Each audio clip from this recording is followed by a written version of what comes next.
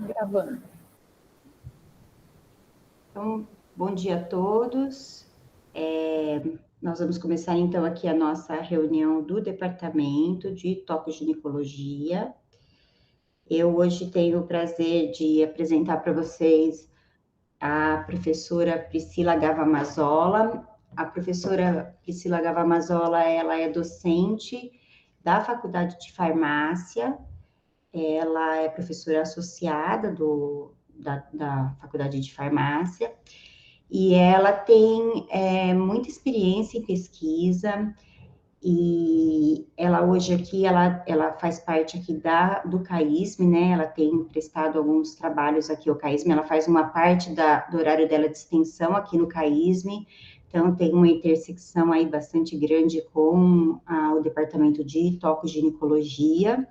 E hoje ela vai trazer um assunto bem interessante para a gente, ela vai falar sobre cannabis medicinal, é um assunto que está bastante na moda, aí está no enfoque, a gente tem visto bastante esse assunto nas mídias sociais, nos jornais, na televisão, então ela vai trazer aí uma luz científica para a gente a respeito da cannabis medicinal.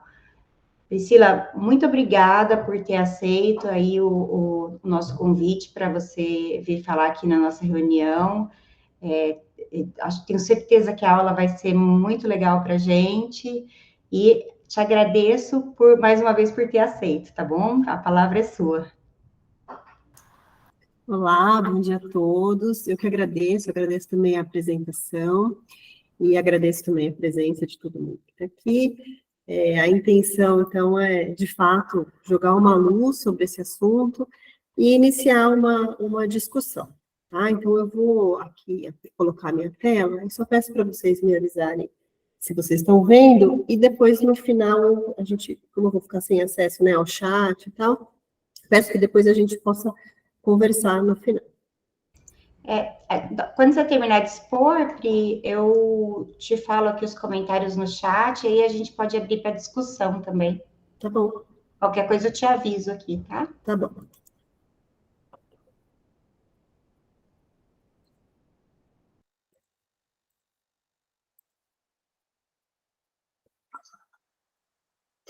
Foi?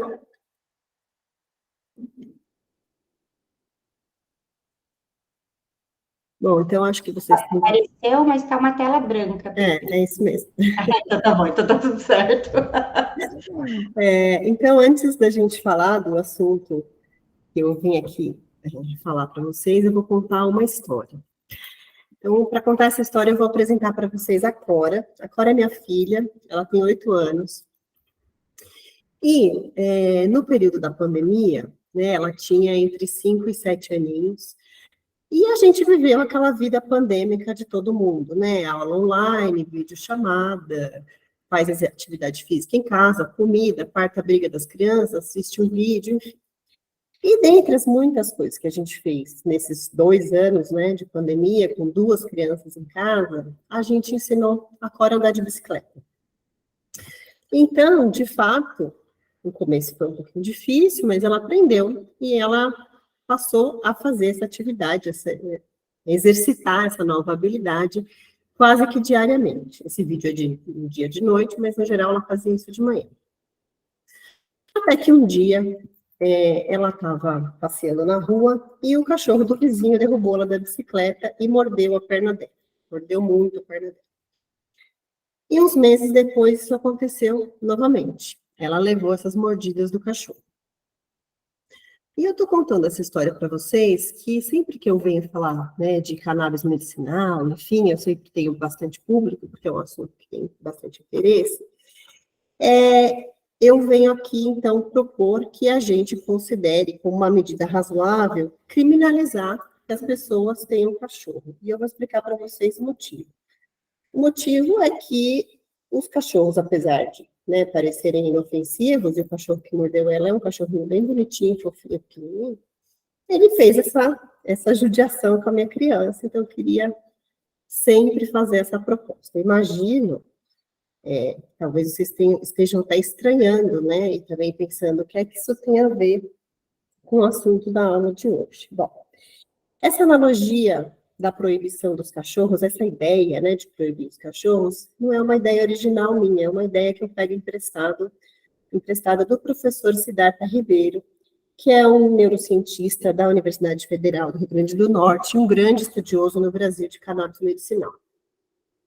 E o Siddhartha, ele diz, então, que os cachorros, né, a gente domesticou os cachorros lá a partir do lobo, e aí a gente tem vários tipos de cachorro hoje para várias funções, né, cachorro de guarda, cachorro que auxilia em transporte, o cachorro que auxilia aos portadores de alguma deficiência, né, os cachorros de pastoreio, os cachorros que hoje em dia, né, até a gente tem ouvido falar bastante por causa dos acidentes que têm acontecido, e terremoto, e tudo, os cachorros que trabalham nos resgates, os cachorros que vão fazer salvamentos na neve, e os cachorrinhos de companhia, que são as minhas crianças e os meus cachorros, só para mostrar que eu não sou a favor de proibir os cachorros. Mas eu estou trazendo essa ideia aqui, porque quando eu falo desse assunto, sempre parece, para quem está me ouvindo, um absurdo essa proposta de que a gente, então, não pudesse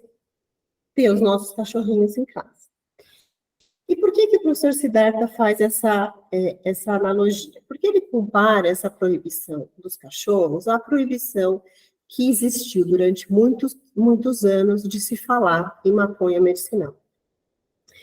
E a metáfora serve porque, assim como os cachorros foram domesticados e selecionados pelos nossos ancestrais para que eles desempenhassem uma determinada função, né, na vida humana, e assim permanece até hoje, a cannabis medicinal, a cannabis, né, ela também foi selecionada pelos nossos ancestrais, ela também foi domesticada pelo homem ao longo dos séculos, com o objetivo de satisfazer necessidades humanas, e ela tem um potencial grande, e a gente vai falar sobre isso hoje, para tratar diversas doenças.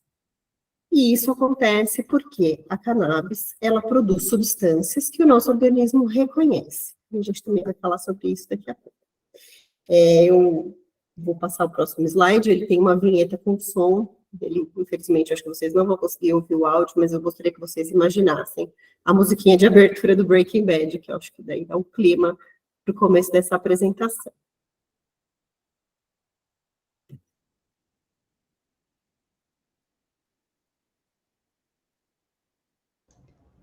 Pri, infelizmente está sem som mesmo. É uma frustração isso, porque eu estou ouvindo. Mas dá para ver, pelo menos.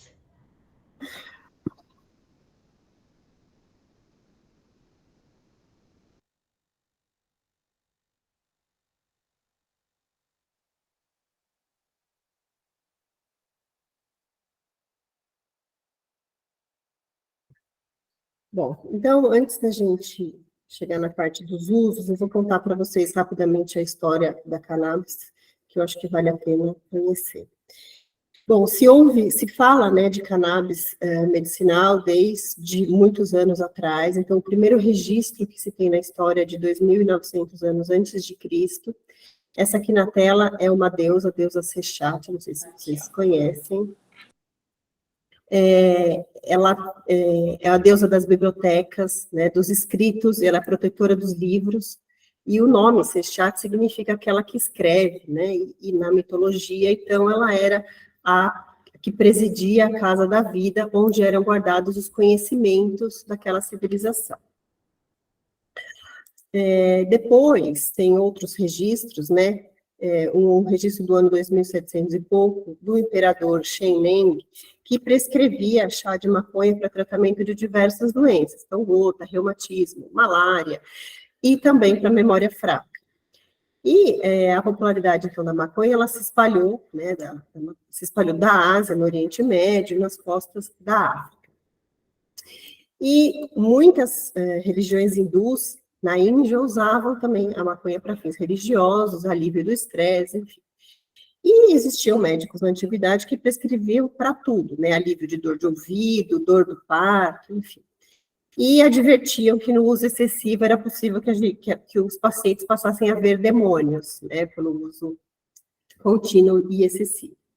E depois o médico Dioscorides, que é um médico greco-romano, nos 70 anos de Cristo, anos antes de Cristo, na sua matéria médica, ele também fala, dentre as 1000 substâncias vegetais que ele descreve, ele também descreve a maconha medicinal como um tratamento eficaz para dor articular e inflamação. Mais recentemente, né, no ano de 1400 e pouco, já existiam relatos no Oriente Médio de usos, né, de maconha para tratamento de epilepsia, e houve um caso, né, que uma criança, né, o filho do camareiro de um califa, foi tratado de casos de crise convulsiva utilizando maconha medicinal. Desculpa, haxixe.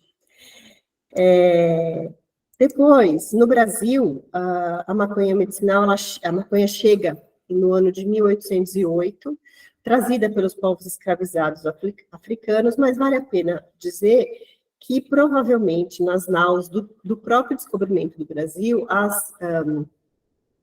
parte de tecido dos navios e as roupas, né, das pessoas, possivelmente era feita da fibra do cânhamo, que é uma fibra têxtil bastante utilizada. Então, com a chegada, né, da maconha, mais ou menos em 1800 e pouco, no Brasil, para uso, esse uso passa, então, dos povos escravizados para os índios e mais tarde para os brancos, e tem relatos que até a própria Carlota Joaquina fazia uso de chá de maconha quando chegou no Brasil. Na Índia, também, tem 1839, tem casos, né, de tratamento de crianças que tinham convulsões frequentes e muito intensas, utilizando o chá de maconha medicinal e relatando uma melhora importante. E depois, mais para frente, acho que esse ano aí que eu coloquei está errado, também houve um relato na revista Lancet do Dr. Burt, que falava da cannabis sativa para tratamento de várias coisas, dentre elas para o tratamento de dependência ao ópio. Então, a gente vê aqui, né, nessa contação aqui de história da cannabis, que ela aparece em vários pontos da história, em vários lugares do mundo, com funções diferentes. No Brasil, né, nos Estados Unidos, a gente tem relatos, né, a gente tem registros de produtos à base de cannabis que eram vendidos para tratamento. Então, aqui à esquerda tem um rótulo, né, de um produto que está até dizendo que foi testado, e fala, né, que ele tem uma série de funções terapêuticas. E do lado direito, uma solução de cannabis, produzida à base de cannabis índica, também vendida para tratamento. No Brasil, existiam também, né, produtos que eram comercializados à base de cannabis. Então, a gente tem aqui, à direita da tela, os cigarros índios, que eram vendidos para asma, catarro, insônia, enfim, um monte de funções diferentes. E aqui à esquerda, a gente tem um rótulo também de um produto, também à base de cannabis índica, que é um produto para se fumar, e aqui ele fala que trata asma e uma série de coisas. Então, existiu, num determinado momento, a comercialização liberada de produtos à base de cannabis. E, a partir de um determinado momento, ela passou a ser proibida. Então, acho que aqui vale dizer também que outros produtos que fazem muito mal à saúde, comprovadamente, eles sempre foram vendidos e com propagandas, né, eu até coloco essas propagandas aqui, sempre que eu apresento esse assunto, que tem um bebezinho fazendo propaganda de cigarro, um médico fazendo propaganda de cigarro, e outras propagandas, né, que aqui, essa aqui da direita é muito chocante, que fala que, essa mulher aqui fala que fuma, e na gestação que facilita o parto, enfim, coisas que a gente considera absurdas hoje, né. E falo também, quando eu falo desse assunto, eu falo também das propagandas de bebida alcoólica, que permanecem até hoje. Essas sim têm atividade psicoativa e são comercializadas, né? Hoje em dia a propaganda é um pouco mais restrita, mas ainda assim a comercialização é livre. Então, eu sempre paro para fazer essa reflexão sobre o que aconteceu para que a maconha fosse criminalizada nesse processo. Existem várias vertentes que podem explicar isso, né, desde questões econômicas e políticas, né, do ponto de vista de que a cannabis seria um produto de baixo custo para tratamento de diversas enfermidades, então poderia representar uma ameaça para as indústrias de medicamento, não sei se isso procede.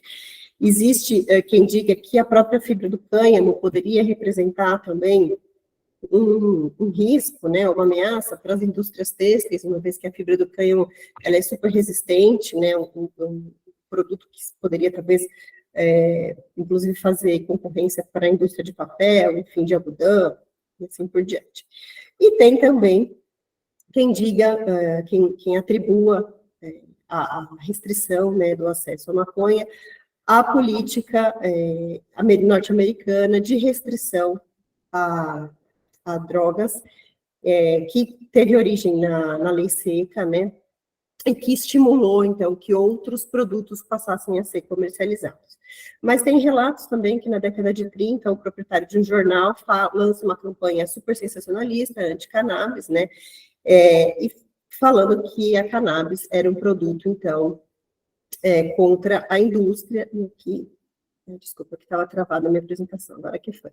E aí, essa propaganda aqui que fala, então, que associa, né, ao uso da maconha, ao diabo, ao uso de armas, enfim, um risco para a família e assim por diante. No Brasil, a questão da criminalização e da segregação, né, das pessoas que faziam uso de maconha tem a ver um pouco também com as questões religiosas dos povos africanos, e associar ao uso da maconha a pessoas que estavam, então, à margem da sociedade. Então, talvez essa seja uma explicação, acho que é um assunto longo e, enfim, eu nem sou especialista para me aprofundar, mas, de fato, essas são algumas possibilidades que podem justificar o porquê que a maconha passou a ser proibida num determinado momento da história. Bom, eu estou falando aqui maconha, mas, em geral, a gente pode dizer também cannabis medicinal. Maconha é o nome popular, né, mais conhecido. E, assim como o nome maconha, existem outros de outras culturas diferentes. Então, banga, ganja, jamba, marihuana, hemp, enfim, existem várias denominações para a planta. E existem 3 variedades comuns quando a gente fala de cannabis, que é a cannabis sativa, que tem um efeito de euforia, um energético, estimulante cerebral, que tem altos níveis de THC e de canabidiol e de CBN também, vou falar desses 3 compostos já já. A cannabis índica, a variedade índica, que tem um efeito bastante forte e exaustivo, tem altos teores de CBD, CBN e tem baixo THC. E, por fim, e não menos importante, a cannabis ruderalis, que tem menor quantidade e menor qualidade dos canabinoides mais conhecidos, mas, de acordo com a variedade, de acordo com o modo que ela foi também cultivada, ela pode apresentar quantidades maiores que poderiam ser utilizadas para o tratamento de saúde. Bom, para falar de uso medicinal da cannabis, eu preciso mencionar 2 pesquisadores muitíssimo importantes que têm a ver com a história da cannabis. O primeiro é o professor Rafael Mecholin, que faleceu recentemente, dia 10 de março. Ele é considerado o pai da cannabis medicinal. Foi ele quem identificou o tetraidrocannabinol, o THC, e o canabidiol. Ele também desvendou o sistema endocannabinoide, que eu vou falar em breve para vocês, e ele trabalhou muito com o professor Carlini, da Unifesp. O professor Carlini também faleceu recentemente, em 2020, trabalhou por mais de 50 anos com a cannabis medicinal, teve uma função não só científica, mas também social, né, com relação ao uso, com relação a ter sido também um ativista para garantir o acesso para determinadas famílias que precisavam. Essa também é a história do professor Carlini, é uma história que vale a pena conhecer. E ele estudou maconha medicinal durante muitos anos, e até que quando ele tinha 87 anos, isso talvez vocês se lembrem, ele estava organizando um congresso sobre maconha e ele foi intimado a depor, acusado de apologia, né, ao uso de maconha.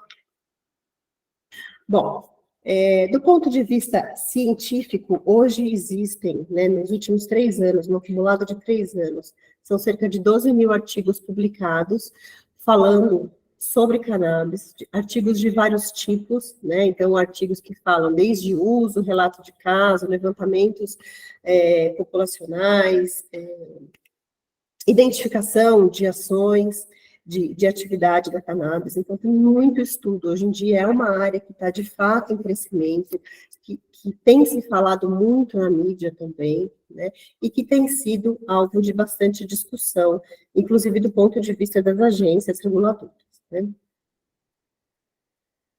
Bom, e para falar, então, de maconha medicinal, eu preciso trazer aqui quais são as substâncias principais e as mais conhecidas da cannabis medicinal.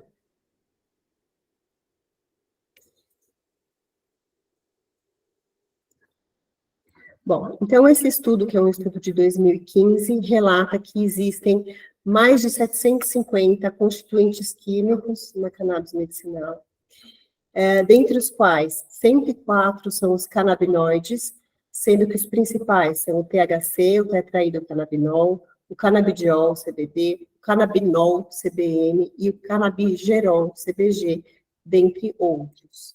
Além de 646 compostos que são não canabinoides, que podem ser os terpenos, os flavonoides, os ácidos graxos, que também compõem a planta.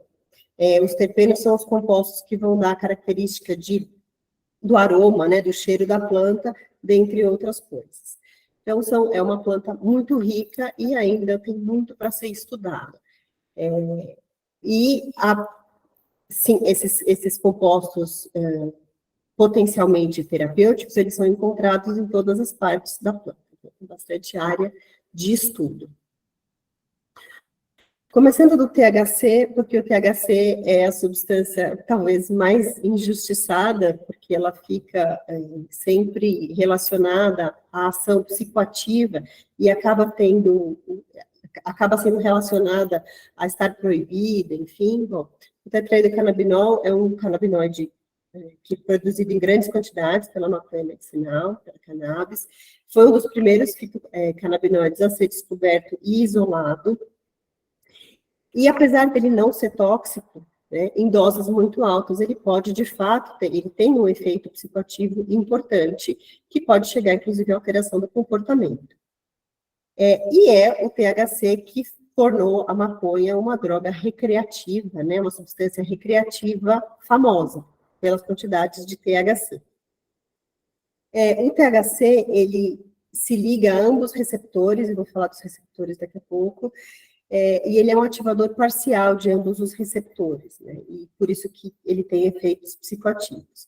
E ele pode causar, no excesso do uso, tolerância nos receptores, e é por isso que, do ponto de vista de usar como medicamento, é importante que se faça isso pensando na questão do uso racional de medicamentos e nas possíveis associações terapêuticas para garantir que ele faça a sua função. As ações principais do THC são a ação na dor, na inflamação, no estímulo do apetite e dentre outros, né? Mas essas são as principais.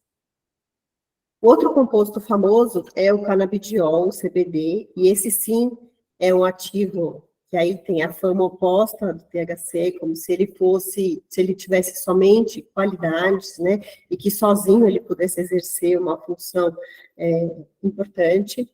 Bom, o canabidiol, o CBD, é o segundo canabinoide mais produzido pela cannabis.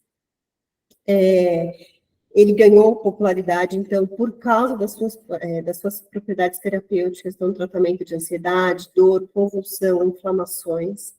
Ele interage não só com os receptores canabinoides, mas também com outros receptores, e ele é um modulador importante do sistema endocannabinoide. Não existem registros de intoxicação por canabidiol, enfim, então ele é um produto seguro do ponto de vista de uso, né, e O canabidiol, ele tem sido tem sido regulamentado, o uso do canabidiol tem sido regulamentado em vários países para uso medicinal, né, o canabidiol sozinho, tá bom? Bom, antes de passar para a próxima, eu acho que vale aqui uma comparação, né, entre o CBD e o THC, que são os compostos mais famosos. Então, o CBD é reconhecidamente não psicoativo, tem ação anticonvulsivante, ele é um composto antioxidante pela sua própria natureza química, e ele tem ação antitumoral. Vale dizer que existem estudos, principalmente em Israel, que é um país que está bastante desenvolvido, bastante adiantado nos estudos com a cannabis medicinal, que é o país onde o professor Mechoulam desenvolveu toda a sua carreira nessa área, que são feitos estudos, inclusive com células tumorais específicas de determinados pacientes, para avaliar a sensibilidade delas a medicamentos contendo CBD, THC, em qual proporção, já com vistas a uma medicina bastante personalizada.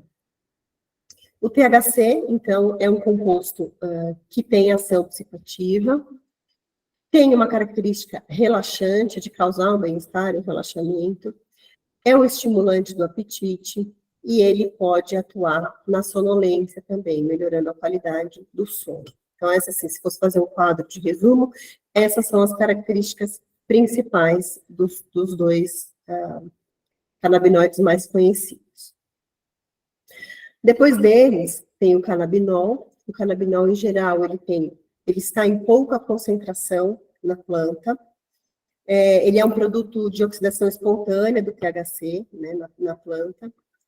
Ele é pouco psicoativo, porém, ele age sinergicamente com os outros componentes e ele atua na questão dos transtornos do sono. Então, ele tem uma ação uma ação sedativa. Ele atua fortemente, mais fortemente, nos receptores do tipo CB2. E existem alguns estudos, tem um estudo italiano recente que relaciona o uso do canabinol em camundongos com vistas à diminuição, né, da dor mecânica muscular induzida, e também em questões que estão relacionadas ao crescimento ósseo. Então, talvez esse seja um potencial uso para o CBN, para o canabinol no futuro, além de outras ações, como possíveis ações no que diz respeito ao aumento da produção de testosterona, suavizando efeitos da esclerose múltipla, da doença de Crohn, enfim, tem uma série de estudos em andamento com esse ativo em específico. E o canabigerol, que é o último que eu vou falar para vocês, porque são as 4 mais importantes, que é uma substância analgésica e não psicoativa. Ele é um precursor na planta para a produção de THC e de CBD. Então, muitas vezes a gente consegue encontrar em quantidades significativas nas plantas maduras, né? Ele foi estudado, ele ainda não foi estudado como os demais canabinoides, então ainda existe aí um campo muito grande, mas existem alguns estudos que indicam a possibilidade de propriedades neuroprotetoras, vasodilatadoras, o potencial de reduzir a pressão intraocular, então, para o tratamento de glaucoma. E existe também um estudo recente com ratos, mostrando que a presença do canabigerol pode diminuir a quantidade de células de tumores coloretais. Então, são estudos ainda que estão no começo, mas que são bastante promissores. Bom, pensando nisso, quais seriam, né, os benefícios da cannabis medicinal? Existem vários usos relatados, então hoje se fala para uso em analgesia, tratamento de glaucoma, dores, náusea, é um antiemético importante, tratamento de anorexia, espasmos musculares, tratamento de insônia, enfim, epilepsia, câncer, não só a questão da doença em si, mas também os efeitos colaterais do tratamento, doenças autoimunes, ele pode ser usado como um neuroprotetor. Enfim, tem uma série de situações e de doenças onde já existe relato do uso com sucesso dos produtos à base de maconha medicinal. Recomendo para vocês, se houver tempo, aí a gente tem o feriado, assistir o documentário Ilegal. Se você escanear esse QR Code, te leva para o YouTube, onde ele está disponível na íntegra, que conta bastante essa história, e fala mais em detalhes do que eu já falei aqui anteriormente. É um documentário que vale a pena assistir. Essa é a minha primeira recomendação.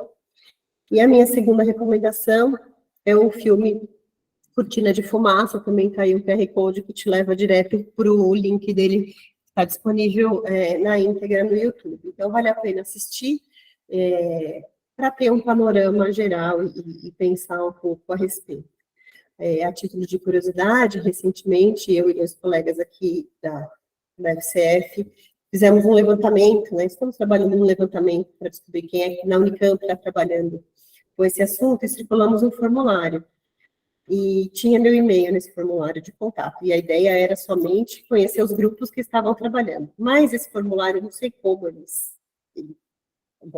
estava na internet, chegou para uma série de pessoas, e eu recebi centenas de e-mails de pessoas se voluntariando para estudos, não era isso que eu estava pedindo no formulário, mas enfim, se voluntariando para estudos, e também pessoas de outros institutos de pesquisa e universidades querendo estabelecer parcerias. Então, é uma área bastante promissora, eu acho que vale a pena conhecer e estudar.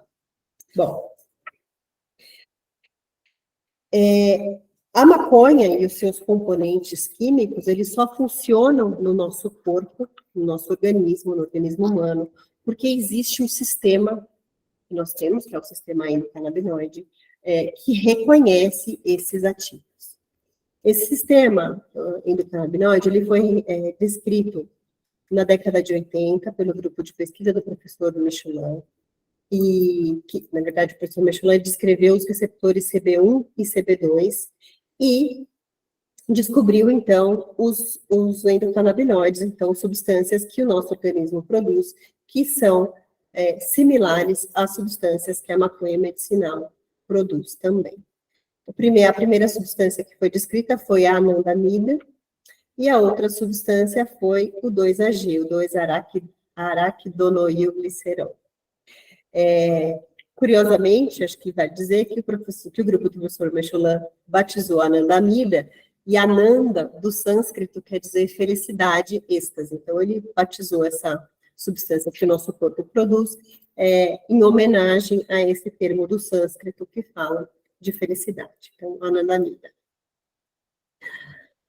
O sistema endocannabinoide, então, ele é uma organização complexa, e ela é responsável o sistema endocannabinoide, ele é responsável por manter em equilíbrio todos os outros sistemas do nosso corpo, incluindo o sistema digestivo e o sistema imunológico. E existem receptores canabinoides ao longo de todo o nosso organismo, e tem um predomínio em algumas áreas específicas. Dentre as funções do sistema canabinoide, do sistema endocannabinoide, estão ajudar a regulação e harmonizar uma série de funções, né? É o processo de homeostase, e nisso estão relacionadas a percepção da dor, a ansiedade, as questões de memória, de aprendizado, de apetite, de temperatura corporal, enfim, todos os processos fisiológicos relacionados à homeostase. Existe uma predominância dos receptores do tipo CB1 no sistema nervoso central e periférico, e com isso, a inibição de diferentes neurotransmissores inibitórios e excitatórios, e as células CB2, elas estão mais associadas ao sistema imune e ao sistema reprodutivo e cardiovascular. Para ambos os receptores, existem atividades, o estímulo, né, de ambos os receptores, existem atividades comprovadas, que são comprovadas in vitro, que são atividade anticonvulsivante, diminuição de ansiedade, atividade analgésica, estímulo ou diminuição do apetite, enfim, náusea e vômito, e assim por diante.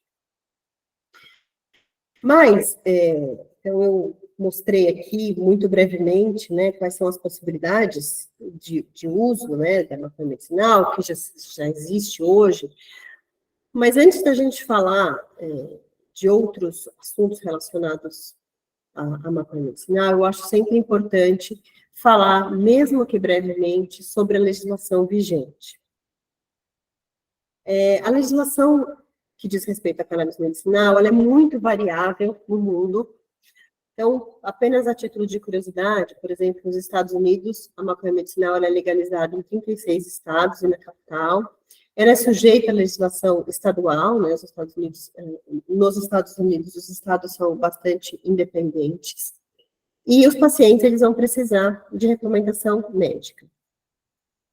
No Canadá, a maconha medicinal é legalizada há mais de 20 anos, também é preciso recomendação médica e um fornecedor autorizado, né?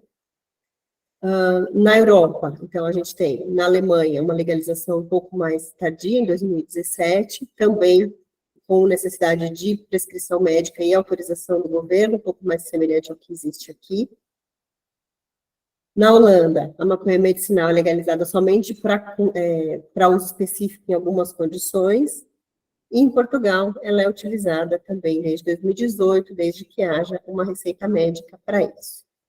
Em resumo, a maconha medicinal ela não é legalizada em todos os países. Essas leis elas estão sendo revisadas, né, para serem atualizadas. O uso recreativo da maconha ele é proibido na maioria dos lugares, inclusive no Brasil. E é importante que a gente esteja sempre atualizado com a legislação vigente, principalmente no caso, né, dos prescritores e de quem vai depois dispensar esse produto, comercializar esse produto. Bom, a maconha, né, a cannabis sativa, ela aparece na legislação brasileira na portaria 344 de 98, que vai falar sobre as substâncias e os medicamentos sujeitos a controle especial. Ela aparece na lista E dessa portaria, que fala das substâncias entorpecentes e psicotrópicas. E essa lei, depois, então, de 98, né, ela é revisitada em diversas oportunidades. Vou falar aqui só do aspecto da maconha medicinal, né? Então, por exemplo, em 2015, tem uma resolução que vai falar sobre os procedimentos de importação em caráter de excepcionalidade. A legislação, quando trata de maconha medicinal, fala muito da excepcionalidade, né? De produtos à base exclusivamente de canabidiol, podendo estar associados para a pessoa física, para uso próprio, sempre mediante prescrição médica, né? Para tratamento de saúde. No ano seguinte, em 2016, sai uma RDC, essa RDC 66, ela é um marco regulatório importante, porque vai, então, dispor sobre a atualização das listas da portaria 344. Então, o canabidiol, pelo menos, ele sai da lista das substâncias entorpecentes, ele passa para a lista das substâncias de controle especial, o que facilita, né, o que permite o acesso.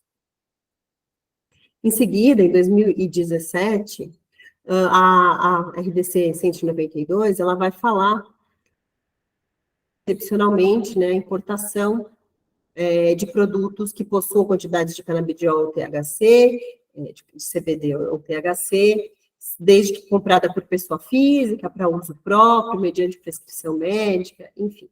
E vai excetuar dessa lista os medicamentos registrados na Anvisa que possuam na sua formulação, então, até 30 miligramas de THC e 30 miligramas de canabidiol por ml. E essa também é um marco, né, na legislação. A legislação mais recente que a gente tem no Brasil é a RDC 327, que é uma legislação que está em revisão. Ela traz, eu não vou aqui falar dela inteira, mas eu vou falar de pontos principais. Ela vai falar do uso, né? Então, os produtos, eles ficam autorizados apenas para via oral ou nasal, então limita as vias de administração.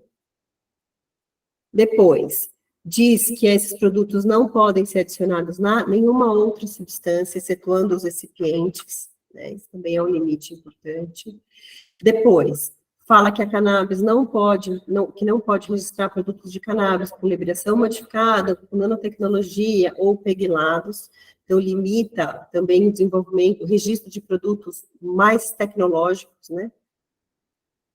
Essa legislação também fala que não pode comercializar produtos de cannabis que sejam cosméticos ou fumígenos ou para saúde ou alimentos que sejam suplementos, né, que não sejam registrados como medicamentos. É uma legislação bastante limitante. E também essa legislação, ela proíbe que sejam comercializados na forma de droga vegetal da planta ou suas partes, mesmo após processos de estabilização e secagem.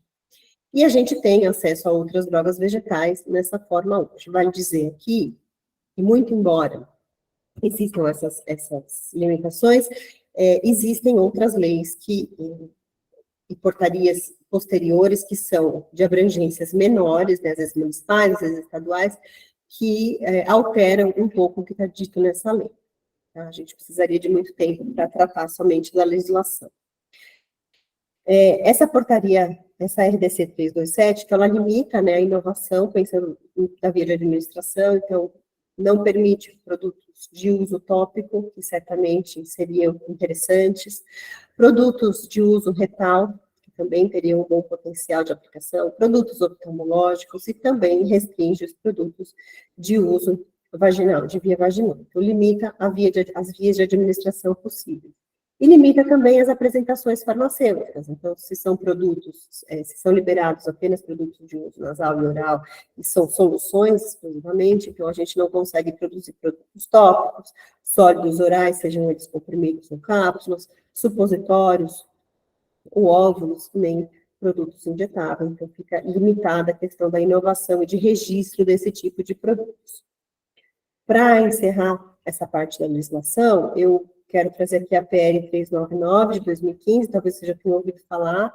Ela está tramitando, então, desde 2015, a passos lentíssimos, e é um projeto de lei que viabilizaria, então, a comercialização de medicamentos contendo extrato ou substrato da planta na sua formulação. Isso facilitaria bastante o acesso dos pacientes, mas essa lei está parada já há muitos anos, né? Se você entrar, se você fizer a busca, você consegue ver aí o que aconteceu com ela, esse projeto de lei nos últimos anos. Eu já disse aqui, vale ressaltar, vale lembrar que existem legislações estaduais e municipais que alteram o teor do que já existe na legislação e permitem algumas coisas diferentes disso que eu acabei de dizer para vocês. Não vou aqui entrar em detalhes de todas as legislações, até porque eu não conheço algumas, mas não caberia na questão do tempo. Bom, do ponto de vista, então, de acesso, Priscila, como é que eu posso comprar esse produto? Como é que eu posso obter esse produto se eu tenho aqui uma criança que se beneficiaria desse uso, ou um adulto, um idoso, enfim? Bom, existem algumas maneiras. Então, a primeira maneira é a questão a tentativa, né, de obter um salvo-conduto por habeas corpus, isso acontece bastante. É um processo que precisa, né, da mediação de advogados, então precisa de receita médica, do laudo médico justificando, né, a importância do tratamento, um pedido de autorização da Anvisa, que está disponível na internet, comprovação que os custos do tratamento medicamentoso comercial inviabilizariam o tratamento, então que a pessoa não teria recursos financeiros para comprar um medicamento industrializado, e a pessoa também precisa comprovar que fez cursos de cultivo e ter esses certificados, porque daí a pessoa recebe um habeas corpus para plantar na sua casa um determinado número de plantas e produzir o seu próprio óleo para uso próprio, tá? A pessoa não pode comercializar. Então, essa é uma forma de acesso. Existem várias associações que dão esses cursos e auxiliam. Existem associações das mães jardineiras, né? E outras tantas associações que auxiliam que as pessoas tenham esse acesso e consigam produzir o óleo para o tratamento, enfim, de pessoas da sua própria família, somente aquelas que têm prescrição. Existe também a RDC do ano passado, número 660, que vai falar da importação de produtos de cannabis para pessoa física, então uma atualização da legislação anterior, uma RDC mais recente. Então, permitindo aqui a importação de produtos, isso também é feito via Anvisa, então no site da Anvisa tem lá os formulários para preencher, você apresenta a documentação, a prescrição, a justificativa, e você consegue importar esse produto. Além disso, existem as associações, existem muitas associações no Brasil, nós aqui na FCF, eu e outros colegas, trabalhamos com a APEP, que é uma associação do Rio de Janeiro, é uma associação de famílias de pacientes, que faz o cadastro, então tem uma lista de profissionais prescritores autorizados, e eles produzem e distribuem esses óleos, além de fazer a orientação do uso para os pacientes. Além da APEP, nós tem também a Abrace, que é a maior associação brasileira, que fica na Paraíba, e existem outras tantas, aqui na região de Campinas também tem outras. Procurando na internet, a gente acha aí o contato dessas associações. E as farmácias de manipulação, elas podem manipular alguns produtos, algumas farmácias têm autorizações especiais e limitadas aos tipos de produto, além das drogarias que comercializam medicamentos industrializados, e a Anvisa já registrou, né, acho que são 15 ou 18 produtos à base de cannabis medicinal. Isso que está na tela é uma notícia do ano passado, de 2022, se você escanear aí o QR Code, você pode ler a notícia na íntegra, mas tem também a lista dos produtos aprovados no Brasil, produtos à base de cannabis que sejam aprovados no Brasil. Bom, e o que é que tem nesses produtos que estão disponíveis?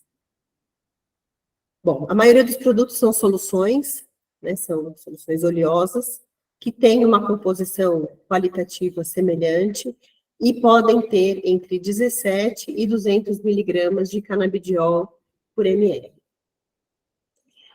Muitos desses produtos, eles contêm THC, em geral até 0,2% do volume total, exceção para produtos utilizados nos cuidados paliativos. Isso também está na legislação, na portaria, na RDC 327,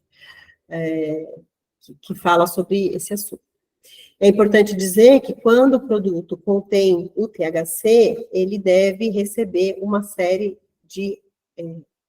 os produtos à base de cannabis, eles têm na sua bula uma série, no seu folheto informativo, uma série de dizeres legais obrigatórios. Venda sob prescrição médica, retenção de receita, pode causar dependência física ou psíquica, não pode ser utilizado em criança, enfim. Tem uma série, tem uma lista de dizeres legais mínimos obrigatórios para esses produtos.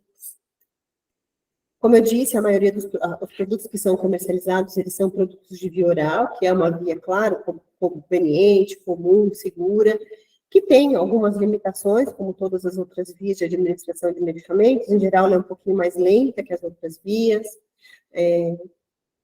Ela está sempre sujeita à variação do paciente, as características individuais e as questões do metabolismo, da variação do metabolismo, da taxa de metabolismo do paciente e das questões do trato digestório.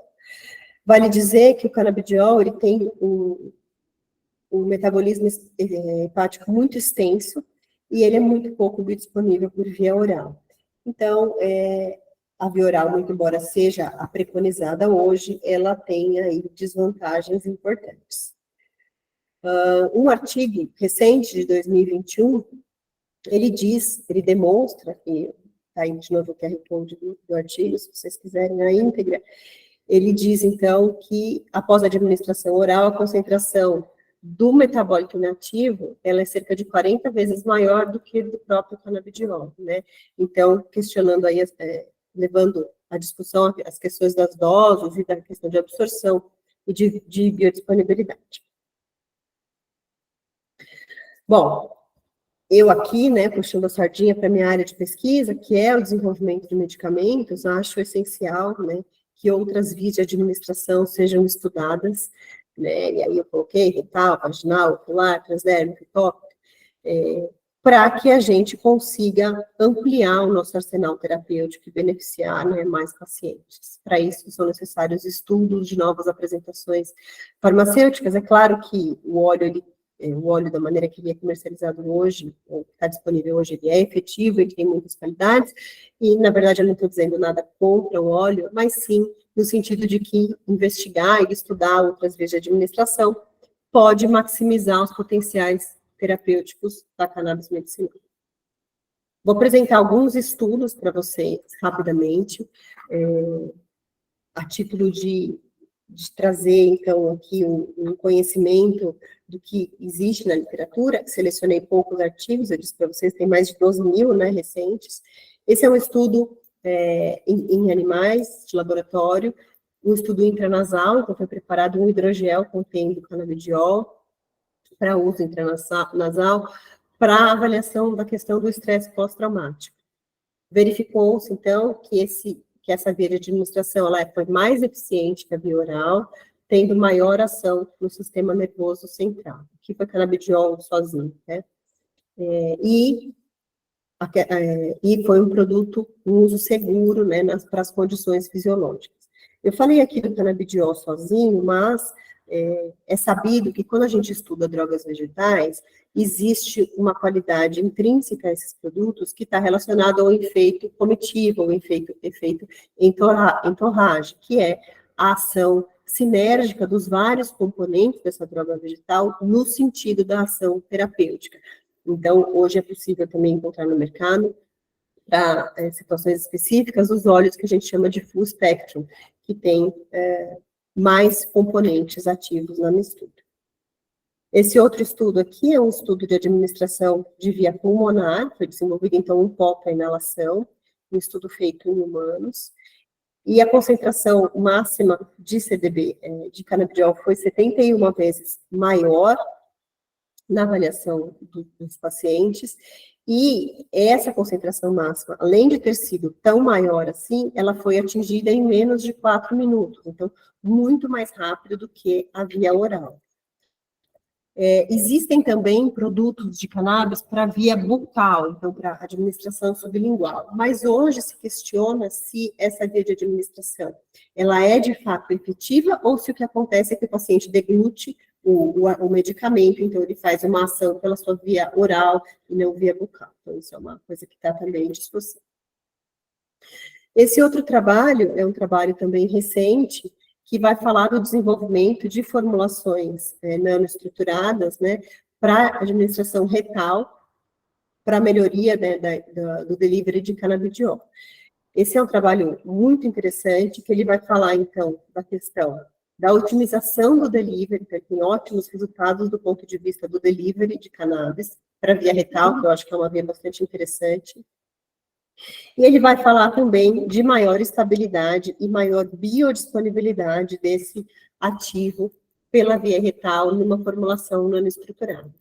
Aqui no Lafatex, o laboratório que eu coordeno, os pesquisadores aqui estão desenvolvendo, estão começando a trabalhar em formulações para vias de administração diferentes, utilizando esses óleos. Bom, eu não poderia fazer uma aula aqui a convite do DTG e não falar das questões relacionadas à saúde da mulher. Existem relatos, desde a história antiga, que diz respeito ao uso de cannabis em distúrbios menstruais, diminuindo a dor, no manejo da dor, em uso para facilitação do parto, para tratamentos de doenças da vulva e da vagina, e outros efeitos do óleo, da maconha e de produtos feitos a partir do cânhamo, né, falando de coisas mais antigas, aplicados topicamente para favorecer alguma situação, algum desafio de saúde da mulher. E também há quem diga, né, que as mulheres, assim, historicamente, têm essa questão de terem sido, né, curandeiras e tal, e terem utilizado, então, a cannabis para fins medicinais lá nas sociedades onde elas estão. Existem muitos relatos de uso de cannabis para a saúde da mulher, então, vou trazer alguns aqui. Então, para tratamento e alívio da dor pélvica relacionada à endometriose. Então, tem relatos de médicos que estejam prescrevendo de melhoras significativas no período de cerca de 3 meses de tratamento. Uso na transição menopausal também, então, trata diversas coisas, diversos sintomas relacionados a essa época da vida, falta de lubrificação, insônia, ansiedade, depressão, flutuação de humor, e os sintomas vasomotores que estão relacionados com a elevação da temperatura corporal. Com relação a TPM e o bem-estar sexual, também existem muitos relatos do uso de derivados de maconha medicinal. Então, tanto o THC quanto o CBD, eles auxiliam na regulação e no equilíbrio do sistema endócrino, e eles têm também uma ação analgésica, relaxante muscular, e auxiliam na regulação do humor. Então, existem relatos também nesse sentido. E o câncer, que eu já até contei aqui, dos estudos relacionados, né, em Israel, relacionados à progressão da doença, então, a contenção da progressão das doenças,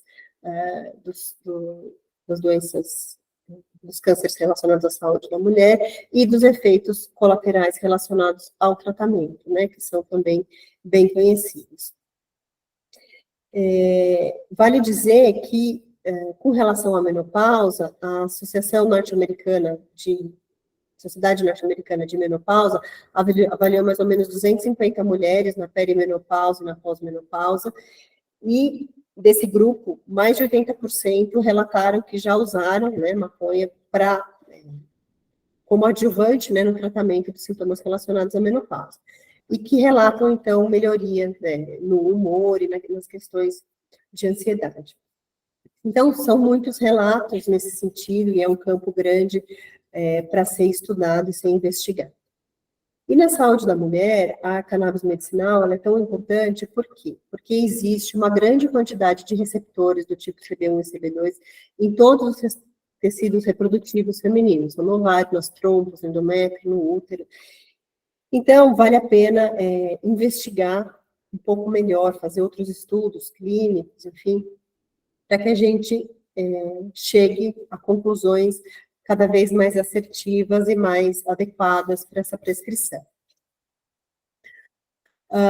Foi feito um estudo muito grande na Austrália, se não me engano, esse estudo, que fala da intenção de mulheres utilizarem cannabis medicinal para tratamento de condições relacionadas à sua parte ginecológica. Então, esse estudo é um estudo bem amplo. A Austrália tem diversos estudos relacionados ao uso de cannabis, com relação à saúde da mulher e outras áreas também, que demonstram que esse é um campo, de fato, a ser explorado e a ser investigado.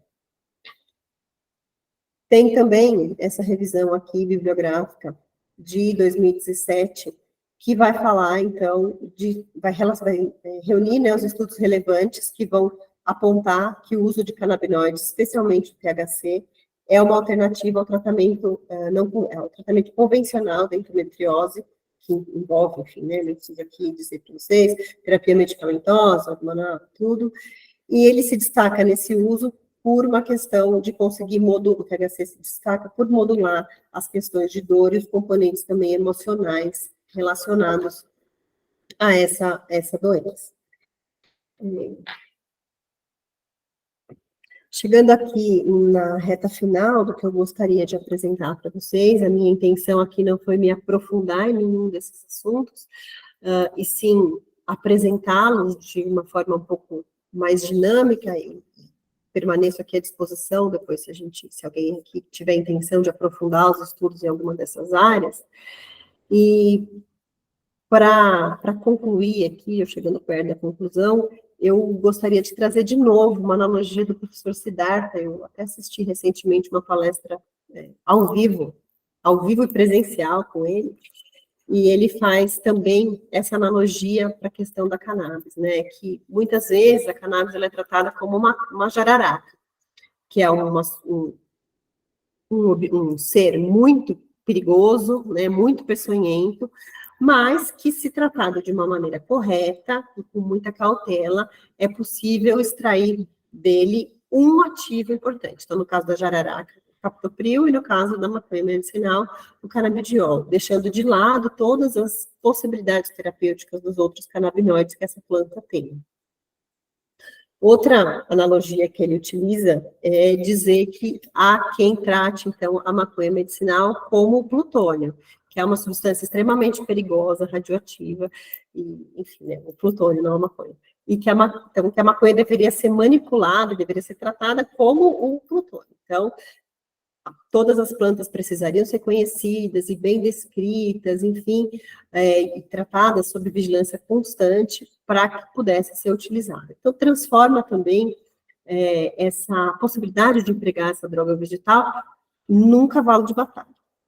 E, por fim, né, retomo aqui a analogia do cachorrinho, né, que eu falei lá no começo, que a gente sabe que existem hoje muitas possibilidades, muitos usos e muitas funções, muitos potenciais para o uso da cannabis medicinal,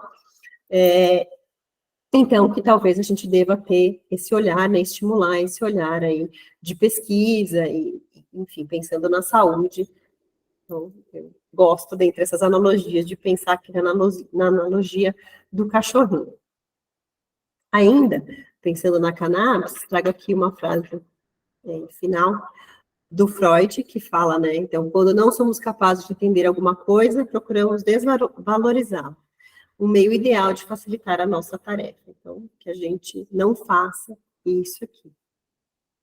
Eu encerro fazendo aqui meu agradecimento ao convite da Cássia, para estar na reunião aqui hoje. Agradeço também ao meu grupo de pesquisa, em especial a Érica, que ajudou aqui em vários pontos dessa apresentação. Convido vocês para seguirem o nosso laboratório, nosso grupo de pesquisa no Instagram, no @lafatex. Recentemente, a gente fez uma série de posts a respeito de cannabis medicinal, e a gente ainda vai falar mais nos próximos tempos a respeito disso. Permaneço aqui à disposição para conversar um pouco, nem sei se vou dizer aqui tirar dúvidas, mas conversar com vocês, e também para fazer possivelmente parcerias de trabalho e tal, e se vocês depois tiverem interesse em aprofundamento em algum dos temas, eu volto aqui com prazer, já estou me convidando, mas assim, volto aqui com prazer para a gente tratar com mais profundidade dos assuntos. Então, agradeço. Obrigada, Cássia. Obrigada, Priscila. Eu acho que foi uma aula bastante esclarecedora, né? A ideia de nós trazermos aqui para a reunião do departamento esse assunto foi da gente ter realmente formar uma opinião e conseguir adquirir aí conhecimentos, né, sobre uma coisa que está sendo tão divulgada, discutida, e está um assunto tão atual, né? Apesar de ser um medicamento aí, ou uma substância com uso muito antigo, como você mostrou, é uma coisa que vem estando em discussão aí nos últimos tempos, bastante discussão. Peço desculpa pelo barulho, acho que vocês estão ouvindo, é que eu estou aqui no departamento e está tendo uma reforma aqui em cima, bem em cima da minha sala. A gente tem aqui algumas questões, Priscila, colocadas no chat. O professor João Luiz, que é professor aposentado da obstetrícia, ele está perguntando um pouco sobre alguns dados de segurança para uso em gestantes e nutrizes, né? Eu achei bastante interessante, fiquei bastante curiosa com essa história do cigarro, né? Que você mostrou o cigarro no trabalho de parto, uma coisa que hoje em dia a gente não consegue conceber, né? Mas que para gestantes e para nutrizes, e realmente na facilitação do trabalho de parto, se você tem alguns dados aí a respeito dessa segurança. Bom, eu li muito a respeito, eu não trabalhei ainda com grupos de pacientes, mas eu tenho lido bastante a respeito, justamente porque a gente está aqui no Lafatex tentando montar aqui, estabelecer uma linha de pesquisa a respeito da cannabis medicinal. Existem alguns relatos que falam de segurança, sim, das pacientes, tanto das pacientes nutrizes, quanto das pacientes gestantes. Eu não tenho aqui na minha mão esses estudos, mas eu posso enviar, faço isso com prazer, que eu fiz, de fato, um levantamento para apresentar aqui desses estudos. Então, assim, tem alguns relatos de outros países, eu não vi nenhum estudo brasileiro, mas existem relatos de outros países. A Austrália tem muitos estudos que falam da questão de segurança. De todo modo, não existem relatos na literatura de casos de intoxicação por uso de canabidiol em nenhuma situação de saúde, né? Então, não existe um relato que fale, o paciente teve um caso gravíssimo pelo excesso de uso de maconha medicinal. Eu nunca vi isso, e acho que, de fato, não existe na literatura. No entanto, eu entendo que quando a gente vai falar de paciente gestante e paciente na fase de amamentação, a gente tem que ter um cuidado redobrado, né? Até por uma questão da transposição das barreiras, né? A gente tem esse cuidado no uso de todos os medicamentos nesse período, e com a maconha medicinal não é diferente. Muito embora existam estudos que falem do cigarro, né, Cássia, de fato, jamais estimularia isso para ninguém, né, e nem para uma gestante de maneira nenhuma. Mas existem outras formas de inalação, né, de vaporização de componentes da maconha medicinal que seriam mais seguros, que não tem a ver com um cigarro, com fumo propriamente dito, tá? Mas eu anotei aqui essa questão da segurança, eu vou levantar os artigos e eu te mando depois. A professora Sophie está perguntando, acho que é uma questão também que eu pensei, como que a gente pode fazer um estudo, assim, na prática, assim, clínica, assim? Você acha que, por exemplo, se a gente resolvesse fazer um estudo aqui, como que seria esse mecanismo para aprovação, assim, do estudo? Na pergunta específica da professora Sophie, ela está dizendo se ela pensou em fazer estudos para prescrição para paciente com dor de câncer metastático. E se essa prescrição seria feita pelo paliativista, pela oncologia clínica, como que isso aconteceria? Porque a gente sabe que a prescrição está vinculada a alguns médicos só atualmente, né? Será que você consegue falar um pouquinho sobre isso para a gente? As associações, e não só as associações têm listas de médicos prescritores, né, e a gente tem também aqui, em Campinas tem vários, né, médicos prescritores. Aliás, depois, Sofia, desculpa, nem te cumprimentei, encontrei a Sofia ontem na porta do Caísma, ela falou, amanhã eu vou assistir. Então, assim, existem alguns prescritores aqui na região de Campinas, né? Eu não sei se no CAISM especificamente existe algum médico prescrevendo cannabis medicinal ou algum dos óleos, né, em específico. Mas eu entendo que isso é possível, existem estudos clínicos, né? Então, na Universidade Federal do Rio Grande do Norte, se não me engano, eles foram autorizados recentemente a plantar cannabis, então eles vão plantar num ambiente lá controlado, fechado, tem uma série de questões da planta em si, de umidade, iluminação e tal, e tem a questão da segurança física, né, tem que ser um ambiente fechado, monitorado, enfim. E eles vão fazer a produção do óleo, controle de qualidade do óleo, e vão fazer os estudos clínicos também. Então, eu acredito que o Comitê de Ética, não sei se essa é a sua preocupação, se o Comitê de Ética aprovaria, entendo que aprovaria, considerando que é um medicamento que existe comercialmente no Brasil, né, existem apresentações possíveis. Eu nunca nunca participei de um estudo clínico, mas recentemente, a gente fez isso antes da pandemia, e depois da pandemia a gente já fez uma vez. Eu e dois colegas aqui, a gente tem um curso de extensão sobre cannabis medicinal. Ele acontece aos sábados. E nesse curso sempre vem gente de fora da Unicamp. E vieram já pessoas que possuem empresas aqui hoje que são distribuidores de cannabis medicinal no Brasil. Então, Sofia, eu acho que a gente conseguiria uma parceria de prescrição e de desenho de estudo clínico. Eu nunca vi estudo aqui em saúde da mulher, eu já vi estudo em Santa Catarina, eles já fizeram para dor, para a questão das convulsões, para pacientes com epilepsia refratária. Tá. Então, assim, eu acho que a gente conseguiria fazer um desenho de estudo para as pacientes oncológicas. Eu entendo que não é nem o paliativista, nem o clínico que prescreve nesse caso, é um prescritor autorizado, um prescritor que tenha conhecimento, enfim, e hábito, né, de trabalhar com esse tipo de medicamento. Mas, assim, se você me disser que você se anima para o estudo clínico, eu me animo também, super. Se você quiser abrir o microfone, Sofia, e fazer algum comentário, fica à vontade, tá?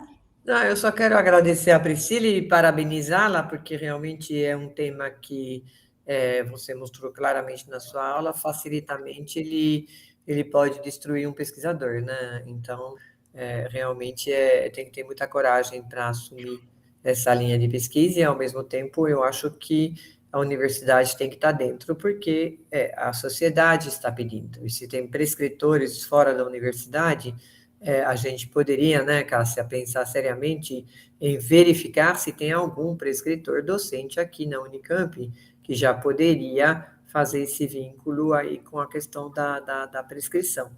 E eu não tenho dúvida, a gente trabalha com morfina há muitos anos já para dor oncológica, então eu não vejo por que a gente bloquearia as pacientes no uso da morfina, que acaba sendo também cheio de complicações, e não abriria um espaço para uso de outras drogas, porque a morfina também é controlada, também é bastante complexa, só que o número de prescritores é muito maior.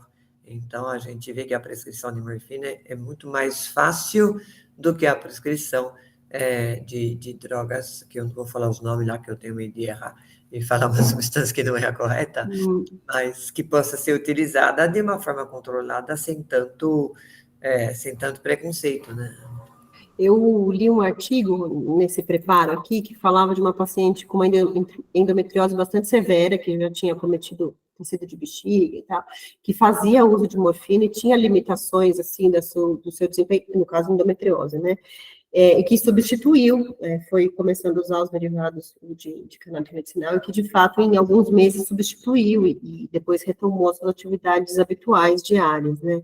Então, eu acho que é uma área que precisa de cuidado, né? Eu não acredito que, como nenhum outro medicamento, é a cura de todos os males, infelizmente, né? Não existe isso, mas eu acredito que, de fato, a gente precisa estudar, né? Acho que é a nossa função aqui na universidade, estudar e minimizar essas questões do preconceito e tal, dos tabus que existem a respeito do tema, né?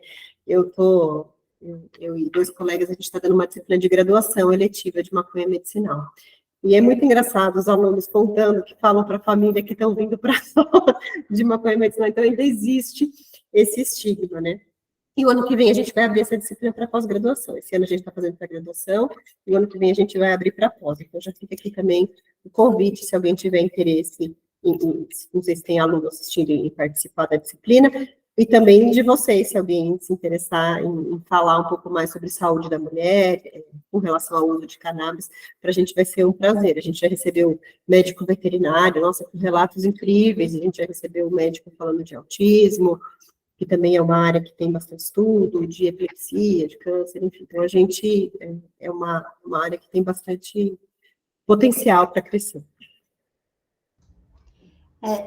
Eu acho que pensando assim na endometriose, né, Priscila, realmente é uma doença muito prevalente e é devastadora aí para uma porcentagem aí das mulheres acometidas, né? E a gente tem uma limitação aí de arsenal de tratamento, assim. Então, além do tratamento cirúrgico, do tratamento medicamentoso, não é incomum que essas pacientes desenvolvam aí um tipo de dor crônica e acabam tendo um prejuízo aí muito grande da qualidade de vida. Então, eu acho que esse é um nicho importante que eu vejo nessa área aí de ginecologia para tratamento com cannabis. Eu acho que vale a pena a gente fazer um exercício e lembrar que a gente tem outras drogas, como a Sophie falou, né, da morfina, e tem vários exemplos de medicamentos que nós utilizamos e que eram estigmatizados também, né? Então, é tudo uma questão de dose, de refinamento da droga, como você mostrou, de separação dos componentes ativos, né?